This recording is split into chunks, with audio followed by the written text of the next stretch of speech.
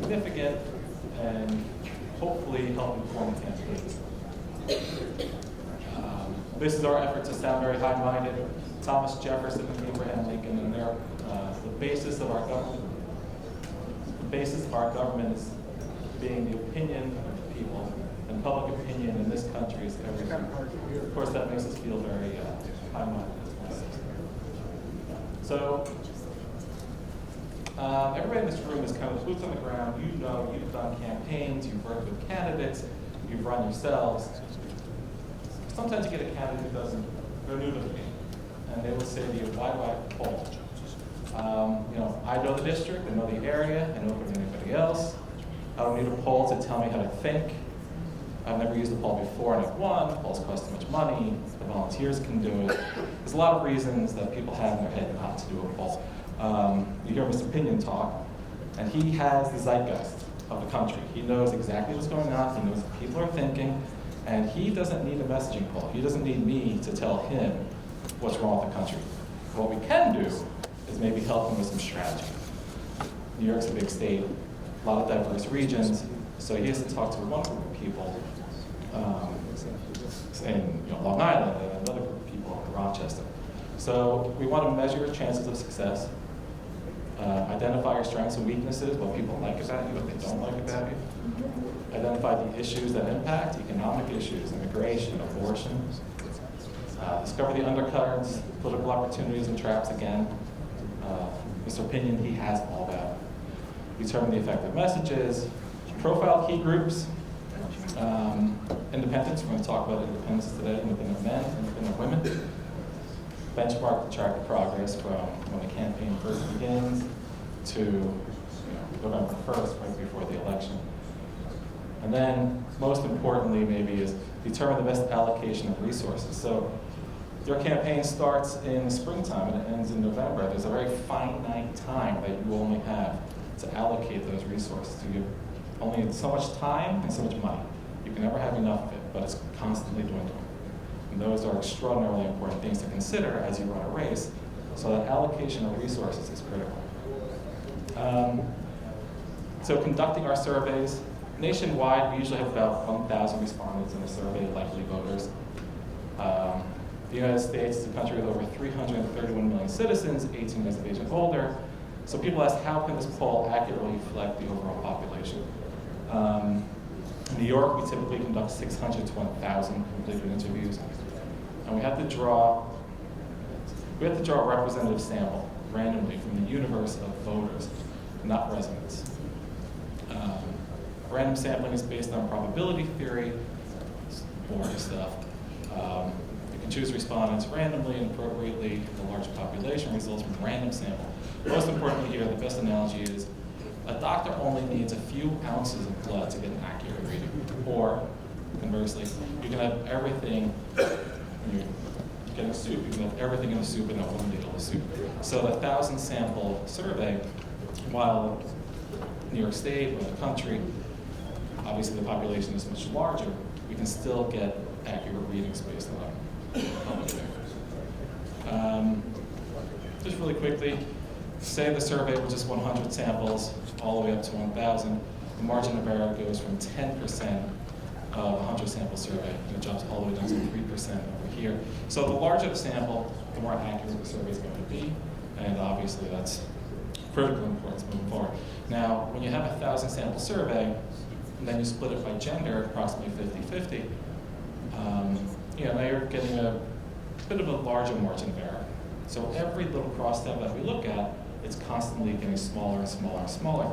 So that larger overall sample size is pretty critical. All right, quick note here about where polling has gone bad over the years and why it's important to have that proper methodology. Most misses were because polls undersampled Republicans and Trump voters. In October of 2020, the poll was very much undersampled Republicans by 8 points, and it oversampled independents by 13. So there's a CNN poll in October. They had Biden at 54, Trump at 42. The party in that poll, party registration, we looked at the demographics, The party said 33% of the survey were Democrats, 28% were Republican, 39% were independents. And independent here, we mean unaffiliated nationally. The national results ended up being Biden +4, 51 to 47, of course. Now, their exit polls, CNN's own exit polls, they actually undersampled Democrats slightly. But if you look at party, the exit polls, 36% of the electorate were Republican, whereas their survey only showed 28. Same thing here, they oversampled independents. They said 39%, the survey said 39% of the sample were independents. The exit polling showed just 26. So that's where you come up with a survey that's misleading the public, saying Biden's up by 12, and in reality, we only won by 4. So this is a much closer race than the polling indicated leading up to the election. Okay, so this is what the chairman wanted to focus on here specifically for New York, and just in general with the Conservative Party. It's a pox on all houses. When we're talking about independents, they are independent for a reason. They don't like Republicans. They don't like Democrats. They don't like working family or conservatives for that matter. They are independent, and they are up for grabs, and they're only going to speak to you until you actually convince them. So, Chairman Gassar, Jason, they're right. We need to recruit independents to win in this state. Without them, it's just it's mathematically impossible. But unfortunately, they are a tough crowd, and they are truly, truly independent.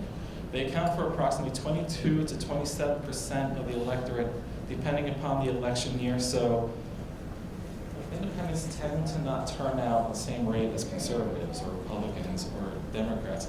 They're a little bit less engaged.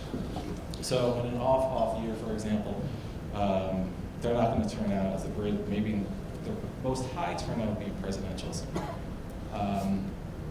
Everybody in this room, just like similar to other independents, you're a registered conservative, not Republicans, for a very good reason. Unaffiliated voters are kind of no different in a sense. They don't necessarily want to be considered part of the Republican Party, the Democrat Party. The people in this room have very good reasons to be registered conservatives. Independents are not a monolith. They very much differ inside their own ranks. You'll see big differences between men and women independents. Their demographic and their positions, they vary from year to year, from state to state. So here in New York, you have a big difference, like I said, by gender. I'll get into that in a moment. And then corruption, crime, taxes, those tend to be the major concerns of independents, similar to other voters, but they want to know who's going to address the issues best. Republicans, Democrats especially, they could be sheep to the slaughter. Independents are a little bit more, they're not as committed. So these are national numbers. We just got these numbers in late January. It's hard to see, it's a little small here, but I'll try to point it out. 2/3 of the country, of the voters, say the country's heading on the wrong track. If you look over here, we got Republicans at 85% saying wrong track. Democrats this is amazing, they're split 1-to-1 with their Democratic president. 44% say it's in the right direction, 43% say wrong track. So when Joe Biden is looking at his Democratic base, and half of them, by a 1-to-1 ratio, his Democrats are saying that the country's going on the wrong track. That's bad news for him. Independents, again, here now they're tracking a little bit more conservative. 70% of all independents say the country's going down the wrong track. Independent men, 24 to 67. Independent women, worse, 14% right direction, 72% wrong track. They're the highest rated there by party, saying the country's going the wrong track. So it's going to be a very difficult job for Biden and the Democrats to get these independents, which is only good for Republicans moving forward.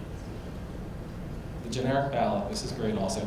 So Republicans, the generic Republican candidate, meaning if the election were held today, who would you vote for, Republican candidate or Democrat? We're not giving any names. 96% of Republicans are saying they're going to vote for the Republican candidate. Only 87% of Democrats are saying they're going to vote for the Democrat. So there's a lot of Joe Biden is doing the Republicans' job. He's creating the Democratic rejection of the Democratic candidate, which is the most important thing in a state like New York that has such a tremendous Democratic registration advantage. Now, independents, we're looking over here at, they're split 32-36 for the Republican and the Democrat.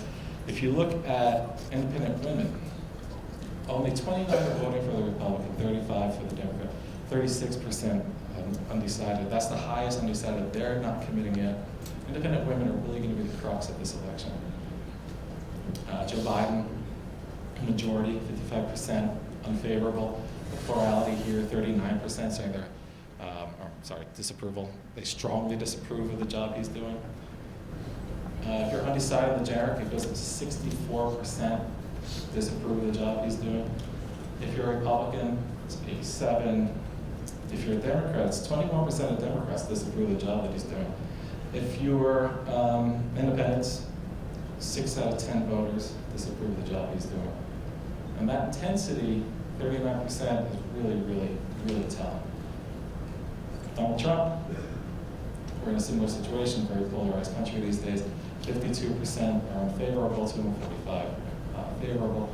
If you look at Republicans, 82% are favorable, 82% of Democrats are unfavorable.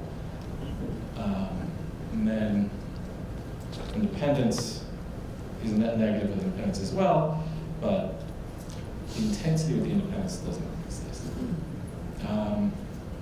Donald Trump, 56%, while there's a net negative there on the approval rate, 56% approve in a combination of his policies, or they disapprove of Trump necessarily personally, but they approve of his policies. So you're getting 56% of the people who approve of Marshall. Only 39% don't approve. And if you look at party, again, 72%, that's 72% of Democrats. That's really raising this number. Independents, not as bad. 39% disapprove of him entirely, which, that's going to improve, that's going to move his numbers forward. 29% approve, 19, 22, 36. They have a degree of approving what he does. Issues. And these are, again, national things here. The split between independent men and independent women. Economic issues, most important for men at 51%. It drops to 43% with women. You have over here healthcare. Healthcare increases at 5% with independents. It's a little bit lower with Republicans, only 3%. Reducing inflation, of course, 23% of the voters need that done. The economy overall, 10%. So economic issues account for 43%. Social issues, only 24%. Those account for education, abortion, healthcare, Social Security, Medicare, and then it keeps on dropping. So economic issues are going to be the number one issue here. Is pocketbook, kitchen table issues. Let's see. This is it here. So it's hard to read from there. Which of the following best describes how inflation and higher costs have impacted your personal and household financial situation? 1, with inflation and higher costs, we're struggling to keep up and afford basic necessities. 2, we are struggling, but inflation and higher prices have had a significant impact on our finances and spending. We are not struggling. 3, despite inflation and higher prices, we are still able to afford our normal spending without cutting back. So only 18% said there's no change. The plurality, almost half the voters, 47%, said they're struggling with inflation. That brings overall 82%. That's why the country is on the wrong track right there. Economic issues are driving that ballot against Joe Biden. Immigration, you'll see, is also there, but economic issues really impact people every day. My wife works in the city 3 days a week, and I got the grocery bill the other day. I looked on the bank, and it was over $300 for groceries. I said, what do you do? And she said, it was very much out of line. She said, well, I stopped buying dinner in the city, or lunch in the city, which was costing $300 alone. Never mind all the groceries we got for the household. So you look at that, you get a $300 bill for groceries. Never mind oil and electricity and everything else. People can't afford it. We're all going into debt, as Mr. Penny noticed. Independent women, going back here, they really feel the crux of it. Struggling, usually overall it's 47%. 60% of independent women are saying that they're struggling. So when you talk about messaging to independents and independent women, it's economic issues. It's that kitchen table, pocketbook issue that's important. Only 10% say there's no change. Democrats, 26% of Democrats say there's no change, which I guess they're doing better off economically. So this is the presidential ballot, and this also indicates where Biden is just in a lot of trouble. So the country's polarized, that's no secret, we know that. But Trump is getting 9 out of 10 of the Republican voters. He's getting 90%. He's not yet maxed out. He should get 92, 93%. Biden, though, is getting only 80% of his Democratic base. 12% are voting for Trump. 8% are still undecided. Will that 8% fall in line with Biden? Probably, maybe not all of them. So he's going to have a difficult time maximizing his base and pulling them all out. Whereas Trump, as we all know, has that base motivated. Independents, now we go to independents. So Biden is leading 3 points among all independents, 38 to 41, 21% undecided. But it's 1-1. And then when you look at men, independent men, he's leading by 4 points, 44 to 40. You drop down to independent women, he's trailing by 10, 33 to 43. So it's those independent women who Biden's currently getting. We need to talk to those people, especially independent women, about those economic issues. That's what's going to pull them in. Immigration is obviously a critical issue as well, and it's in the news. But again, when you sit down at the kitchen table, what's most affecting you? It's your poverty. Here is a national, again, these are national numbers. A profile of independents. So, how often do they come out to vote? All voters tend to say, 1,000 sample, they say they always vote, 64%. 22% say they almost always vote, and then vote most of the time is 14%. If you look at independent women, 21% say they vote most of the time. So again, they're not as likely to come in, but you need to turn them out with the proper issues. Independent men, not as bad, but still 18% independent men say only vote most of the time. In our surveys, obviously, we don't take people who don't vote. We only take registered voters or a history of voting, so we know we're actually talking to the electorate. We're not talking to Joe Schmo on the street who doesn't know exactly what's going on. 72% of independent women say the country's going down the wrong track, ideologically, so they're actually a little bit more moderate. Independent men, half of them say that they're moderate. Independent women, 6 out of 10 say that they're moderate. They're not so prone to go to the right or to the left, or just they're moderate. Their independent women are slightly younger, average age of 46, 47, whereas 50% of the overall electorate. A little bit more white, 76% white, as opposed to just 3% African American, Hispanic, just 16%. And then pro-life, pro-choice, independent women are actually somewhat, they're more pro-choice, 63%. This is national, 63% say they're pro-choice. Now, we're looking at New York State, again, this is small, I apologize. 11% again of independent women say they're only somewhat likely to vote. So there's a kind of suppressed turnout among independent women. This is interesting also. Independent women, this is in New York State specifically, not national. 44% are saying that they're, to some degree, conservative, very conservative or somewhat conservative. And then when you look at abortion, 60% are saying that they're actually pro-choice. So it's a weird kind of dichotomy there, with they're conservative and yet they're still pro-choice with these independent women. And addressing that abortion issue is critical. There's some language that we need to look at as far as not anti-choice, but pro-baby. You want to talk about the baby, you don't want to talk about the rights to an abortion, and that better resonates with people. All right, back to New York now. So the Conservative Party down here, we talked about numbers. Overall, in general, approximately, and this is a likely voters, not a registration. So you have about 1.2%, 1.5% varies. If you look at election-wise, And the 2022 recent was 1.5. 2020, again, it goes up to 1.4. So while the registration stats of conservative voters is a bit lower, actual turnout of conservative voters is higher. So we're just a more motivated group of voters that come out and support the candidates. The independents, I mean, these are huge numbers. 26% of the voters are independent, or I should say unaffiliated. And that's overall. You look at turnout, though, they're less likely to turn out again. 21% turned out in 22, 24% in 2020. So their numbers increase in the presidential years, but they decrease in those off years and those off years as well. Just 19% in 2018. That's by party turnout. Now, New York State voters again, 6 of 10 voters say that the state's going down the wrong track. Look at independent women over here. It's a net negative 44. 70% are saying the state's going down the wrong track.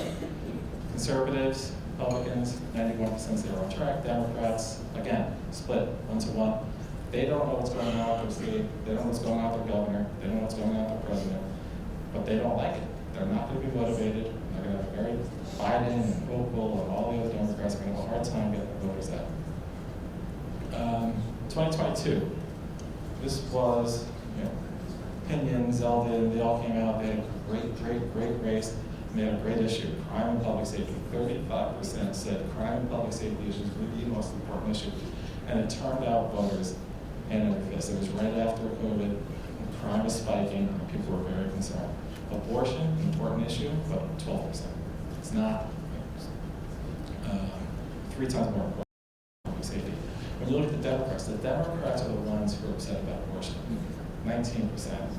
Independent men, less important, 4%. Independent women, it spikes to 17% sure enough. Republican conservatives, not important, 2%.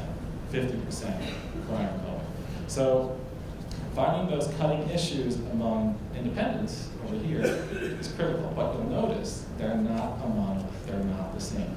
Independent men, abortion, 12%. Independent women, 17%. You can't put one message to the independents and say, this is what we're going to do. You have to really micro-target those voters and find out what issues affect them. This is an issue that if we were consulting somebody, we would have to tell them to be very, very careful with the abortion issue because you can reject a lot of people. These independent women, you saw a percentage, over 20% of registered voters are in fact independent. Now, this is today, 2024, what's the most important issue? Immigration bumps, 22%. It increases with Republicans, 39%. It decreases with Democrats. Independent men, 23%. Independent women, less so, 19%. Economic issues, again, the kitchen table pocketbook issues, 17% goes up to among independent women. More than Democrats, equal to Republicans. So in some ways, independents are conservative, in other ways they're less than. And again, finding those issues to target them on is critical. Maintaining democracy, this is Republicans, they get it. This is a stupid issue. Democrats, this is what they're trying to drive their vote with. This is what they're running on. Meanwhile, 22% say it's border immigration.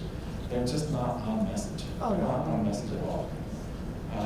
Now, cumulatively, when we look across the list here, it's economic issues again at 20%. Immigration, number 1 at 22, number 1 individual issue. But when you look at jobs in the economy, cost of living, wasteful government spending, taxes, affordable health care, you look at all these other issues, they add up to over 20%. So it's immigration and it's the economy. Those are the issues that we need to talk about. Those are the issues that are going to attract independent voters to the Conservative Party. In the past 2 years, has your personal financial position gotten better, stayed the same, or gotten worse? 4 of 10 voters are saying that it's gotten worse. Again, these are the most important issues. Look at these independent women. It's a net negative 35%. 53% are saying that their financial situation has gotten worse. 23% of plurality are saying it's gotten much worse. I mean, this isn't This is the low-hanging fruit of politics. When you have these big numbers, that's what you go after. I don't want to go for too much longer here. Approve, disapprove of Biden, 40%. 4 of 10 voters, plurality, strongly disapprove of Biden. Net negative, 22 with independent women. The only people who have a higher net negative, I think, are Republicans and conservatives, 70. Vocal, again, plurality, 38% strongly disapprove, majority, 53 overall disapprove. 32% of independent women strongly disapprove of Kathy Hochul. There's a weird phenomenon where women tend to be a little more critical of female candidates and female office holders. We're getting to the end here. This is great. So, overall turnout 2022 general election in Zeldin versus Hochul. Almost 6 million people voted. 53% voted for Hochul, 47% voted for Zeldin. Big difference geographically. Within the New York City media market, 70% voted for Hochul. Outside of the New York City media market, Zeldin won 54 to 30. So it's that geographic difference we have to make up for, and the party difference. So these are a little bit looking at the current active voter registration, all of New York State, all parties. If the Republican, Democratic candidates receive 95% of their respective partisan base, so you're receiving virtually your entire partisan base, their respective vote, and they evenly split the independent and the unaffiliated voters 50-50, then the Republican will receive just 38% of the total vote. That's why the chairman has you in here talking about independent voters, because if you don't win that independent voter, statistically, you will not do it in New York State. So if the Democrat Working Families Party candidate, if they receive just 5%, if the Republican received 5% of the Democrat Working Families Party, it would account around to just 2.5% of the vote. You gotta get 50.1, right?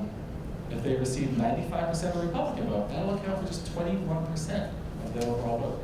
Independents.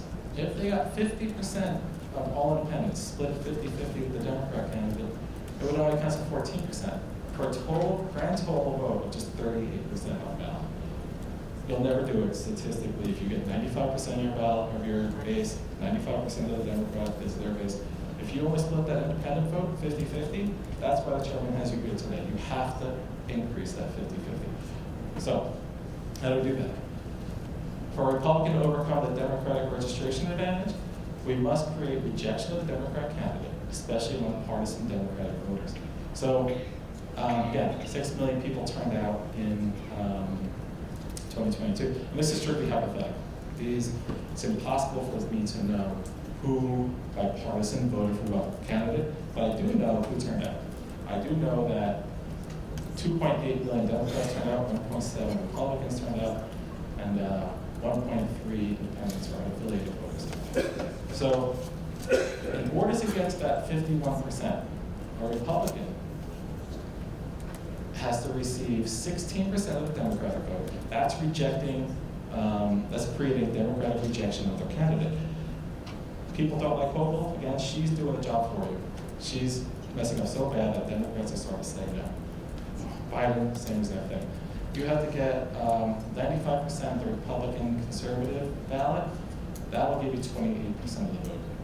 This is the hard part, and this is where Opinion and Zeldin, they all did so well last year. This is why the only way they were able to max out the vote the way they did. You have to get 68% of the independent vote in order to win in New York State. It's a very, very heavy lift. That's statewide. You guys can do that on a smaller level. We talk about state Senate districts, assembly districts, congressional districts. But statewide, this is a very heavy lift. We go back to the geographic differences between outside New York City and in New York City. So it's possible on the smaller districts. It's just a very heavy lift here statewide. And then really quick here. So Zeldin effectively created that rejection of Hochul. New York State Democratic registration is 49%. Republican registration is just 23%. And then independent or conservatives rather about 1.5. Zeldin received 47% of the vote in the state with a 27-point Democratic registration advantage. So he received nearly 50% in a state that has a 27-point Democratic registration. And this is how he got it. he received 10% of the Democrats, 95% of the Republicans, and 61% of the independent vote. And that got him to 46.7. Even getting 61%, he still fell short. It's just heavy. And then messaging really quick also, again, we're likely, less likely to vote for a candidate for office if we do X, Y, and Z. As county executive, this Democratic candidate, his buildings department was plagued with crime and corruption, including charges of fraud, unlawful penalties, falsifying records, and cash bribes. Even though the Democrats said that the department was a, quote, systematic ring of greed and corruption, if you talk to independents and undecided voters about greed and corruption, overall, 63% are less likely to vote for that candidate. Independent voters, 72% less likely. Greed and corruption, again, county executive, Democrat A, doled out patronage jobs to corrupt politicians' taxpayers' expense, and one of these cronies was convicted. Overall, 63% less likely. Independents, 69% less likely. Let me go on. So is that corruption? Independents don't like Republicans. Independents don't like Democrats because they're just part of that establishment. And they see corruption everywhere. And then, on top of that, economic issues, and they're going to fall in line for it. Sorry. And that's it. Questions, comments? All right. Well, you thought there'd be no questions. Sure.